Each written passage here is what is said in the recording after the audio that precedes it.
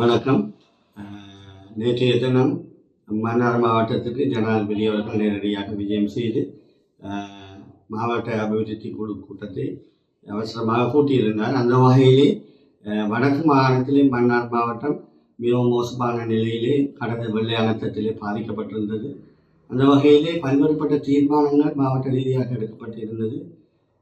அந்த தீர்மானங்களின்படி நீண்ட காலமாக, அதாவது இடர் ஏற்பட்ட காலத்திலிருந்து மீனவர்களின் பிரதான கோரிக்கையாக இருந்தது, மீனவர் சமூகம் தங்களுக்கு எந்தவித நிவாரணம் வழங்கப்படவில்லை. இதனால் தங்களுடைய வாழ்வாதாரம் பாதிக்கப்பட்டதோடு மிகவும் துன்பியலுக்கு உட்பட்டதாக அவர்களுடைய முறைப்பாடு இருந்தது. இந்த கோரிக்கைக்காக நான் ஜனாதிபதியிடம் கோரிக்கை விடுத்திருந்தேன். கடந்த 10 நாட்களுக்கு மேலாக மீனவர்கள் தொழிலுக்கு செல்ல முடியாமல் வீட்டிலே வாழ்வாதாரத்தை இழந்த நிலையிலே அவர்களுக்கு உணவுக்கு தட்டுப்பாடு கூட நிலவுவதாக கூறியது. அதே போல பாராளுமன்ற உறுப்பினர்களையும் அதை வலியுறுத்தி இருந்தார்கள். எனவே அதற்கு உடனடி தீர்மானமாக ஜனாதிபதி அவர்கள் மன்னார் மாவட்டத்திலே இருக்கின்ற கிட்டத்தட்ட 12,000க்கும் மேற்பட்ட மீனவர்களுக்கு 2 வாரங்களுக்குரிய நிவாரணங்களை, உணர்வுகளை வழங்குவதாகவும், அதே போல வடக்கு மாகாணத்துக்கான கோரிக்கையும் விடப்பட்டிருந்தது. எனவே வடக்கு மாகாண மீனவர்கள் அனைவருக்கும் இந்த நிவாரணம் வழங்கப்பட இருக்கின்றது. அது மட்டுமில்லாமல் சேதமடைந்த படகுகளை திருத்துவதற்கும் ஏனைய மீன்பிடி உபகரணங்களை திருத்துவதற்குரிய நிதியினை விடுவிப்பதாக கூறப்பட்டது.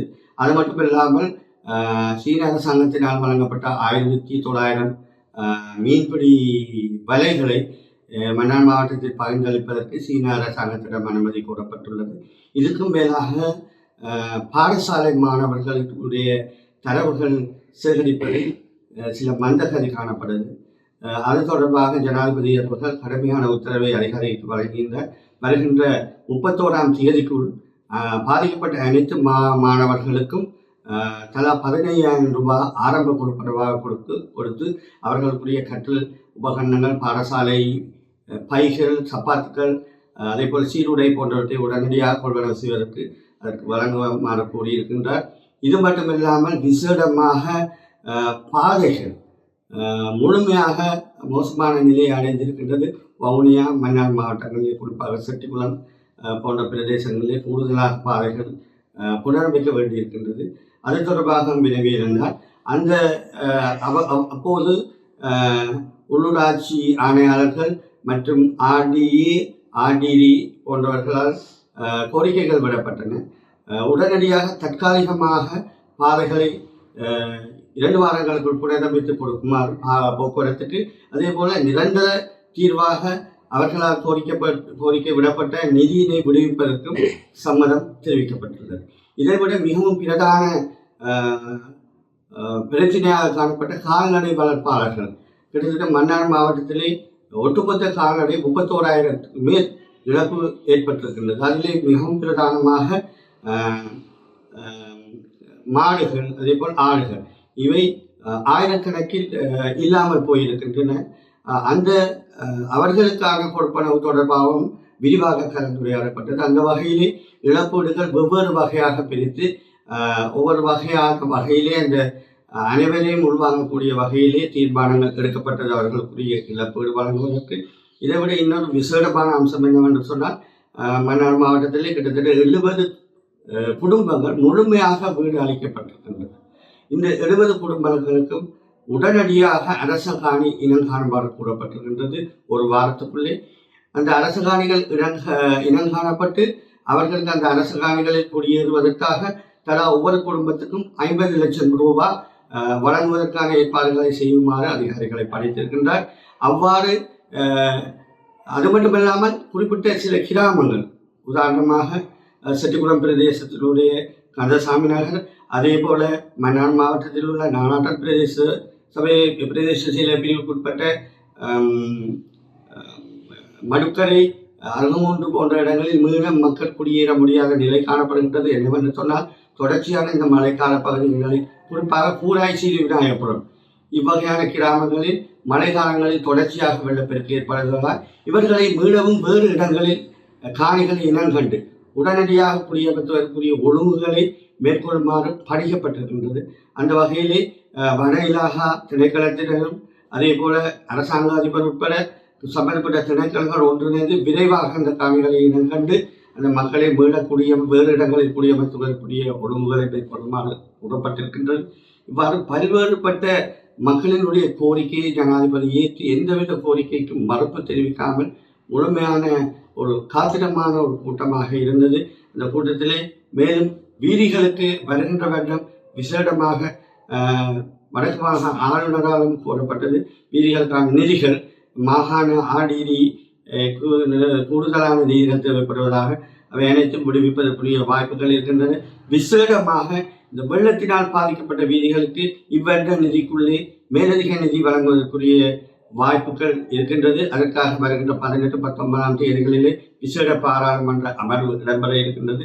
எங்களுடைய அரசாங்கத்தை பொறுத்த வரையிலே மக்களுடைய அரசாங்கம் என்ற வகையிலே இந்த வெள்ள அனர்த்தத்தினால் பாதிக்கப்பட்ட மக்களுக்கு இதுவரை காலம் எந்த அரசாங்கமும் செய்யாத அளவுக்கான நிவாரணப் பணிகளை அள்ளி நாங்கள் வழங்கி இருக்கின்றோம். நிச்சயமாக அந்த மக்களுக்கு அது ஒரு காத்திரமான விடயமாக இருக்கும். எதிர்வரும் காலங்களில் தொடர்ச்சியாக இத்தோடு கைவிடாமல் அவர்களை தொடர்ச்சியாக கண்காணித்து அவர்களுடைய பிரச்சனைகள் தீர்த்து வைப்பதற்கு நாங்கள் தீர்மானித்திருக்கின்றோம். அது மட்டுமல்லாமல் இயந்திர உபகரணங்கள் பற்றாக்குறை பிரதேச சபைகளுக்கும் உள்ளூராட்சி நிறுவனங்களுக்கும் காணப்படுகின்றன. அந்த இயந்திரங்கள் ஏற்கனவே கொள்வனவு செய்யப்படுவதற்குரிய அனைத்து நடவடிக்கைகளும் பூர்த்தி செய்யப்பட்டிருக்கின்றன.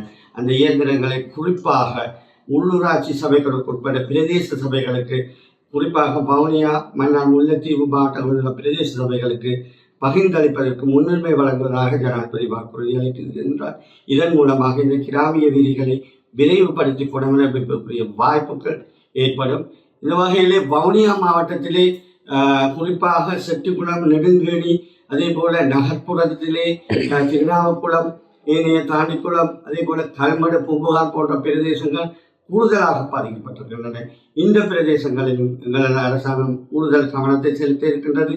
இவர்களுக்கு வழங்கப்பட இருக்கின்ற 25,000 ரூபாய் கொடுப்பனை விரைவுபடுத்தி இந்த வாரத்துக்குள்ளே வழங்கி வைக்குமாறு உத்தரவு பிறப்பிக்கப்பட்டிருக்கின்றது. அது மட்டுமில்லாமல் மேலதிகமாக இதிலே இனங்காணப்பட்ட முழுமையாக வீடுகளில் உள்ள பாத்திரங்கள் அல்லது தளபாடங்கள் அழிவடைந்த குடும்பங்களுக்கு மேலதிகமாக 50,000 ரூபாய் கொடுப்பனவுக்குரிய தகவல்கள் திரட்டப்பட்டிருக்கின்றன. விசேடமான இன்னொரு விடயத்தை கூற வேண்டும் என்னவென்று சொன்னால், பயிர்கள் நெற்பயிர் செய்வதற்கு அழிவு வழங்கப்படுகின்றது. தானியங்கள், அதே போல வீட்டு தோட்டங்களுக்கு அழிவு வழங்கப்படுவதில்லை என்ற குறைபாடு இருந்தது. அதை நேற்றைய தினம் நாங்கள் சுட்டிக்காட்டியிருந்தோம். எனவே அவர்களுக்கும் அந்த இழப்பீடுகளை வழங்குவதற்குரிய ஒழுங்குகள் செய்யப்பட்டிருக்கின்றன. அந்த ஒழுங்குகளுக்குரிய அந்த தகவல்கள் விரைவுபடுத்தி அனைத்தையும் 2 வாரங்களுக்குள்ளே தகவல்களை திரட்டி உடனடியாக சமர்ப்பிக்குமாறு அதிகாரிகளுக்கு பணிக்கப்பட்டிருக்கின்றது. இதிலே நான் முக்கியமான ஒரு விடயத்தை கூற வேண்டும். இந்த வெள்ள அனர்த்தத்தின் போது இரவு பகல் பாராது பணியாற்றிய அரசு அதிகாரிகள், இராணுவத்தினர், அதே போல கடற்படையினர், விமானப்படையினர், விசேடமாக இந்த விடயங்களை வெளிக்கொணர்ந்த ஊடகவியலாளர்கள், சமூக ஆர்வலர்கள், அதே போல தேசிய மக்கள் சக்தி உறுப்பினர்கள், இளைஞர் குழுவினர், விசேடமாக மன்னார் மாவட்டத்துக்கும் வவுனியா மாவட்டத்துக்கும் கிட்டத்தட்ட அனுராதபுரம் மாவட்டத்திலிருந்து கிட்டத்தட்ட 300 பேருக்கு மேல் தொண்டர் அடிப்படையில் 2 நாட்கள் வந்து வீடுகளை, கிணறுகளை கழுவுவதிலும் பாடசாலைகளை சுத்தம் செய்வதிலும் சகோதரத்துவத்துடன் இங்கே செயற்பட்டிருந்தார்கள். எந்த ஒரு அரசாங்க காலத்திலும் நடக்காத ஒரு சிறப்பான ஒரு விடயமாக மக்களால் இந்த விடயம் கருதப்படுகின்றது. நிச்சயமாக இதன் மூலமாக மக்களினுடைய அந்யோன்யமும் வருங்காலங்களிலே இடர்படுகின்ற மக்களுக்கு உதவுகின்ற ஒரு மனிதநேய பண்புகள் மக்கள் மத்தியிலே வளர்ந்திருப்பது மிகவும் பாராட்டத்தற்குரியது. அவர்கள் அனைவருக்கும் அரசாங்கம் என்ற ரீதியில் மனமார்ந்த நன்றியை தெரிவித்துக் கொள்கின்றேன். நன்றி. இன்னும் சில இடங்களில் வந்து கிராம சேவையாளர்கள் பதிவு செய்வதில் நிறைய ஒரு இடர்பாடு இருப்பதாகவும் மக்களும் குறைச்சார்கள். இப்போ இது தொடர்பாக ஒரு ஆளுங்கட்சி என்ற விதத்தில் இவ்வாறு நடவடிக்கைகளை மேற்கொள்ள உங்களுடைய நல்ல ஒரு கேள்வி. இது தொடர்பாக கடந்த 10 நாட்களுக்கு மேல் நாங்கள் தொடர்ச்சியாக கண்காணிப்புகளை நடத்தி இருக்கின்றோம். மக்களுக்கு தெளிவாக கூறியிருக்கின்றோம். ஜனாதிபதி கூட கூறியிருக்கின்றார், இந்த வழங்கப்படுகின்ற நிவாரண நிதியானது யாருடைய பொக்கெட்டிலிருந்து பெறப்படுகிறது இல்லை. அரசாங்கம் அனைவருக்கும், பாதிக்கப்பட்ட அனைவருக்கும் அந்த 25,000 ரூபாய் வழங்கப்பட கூறியிருக்கின்றது.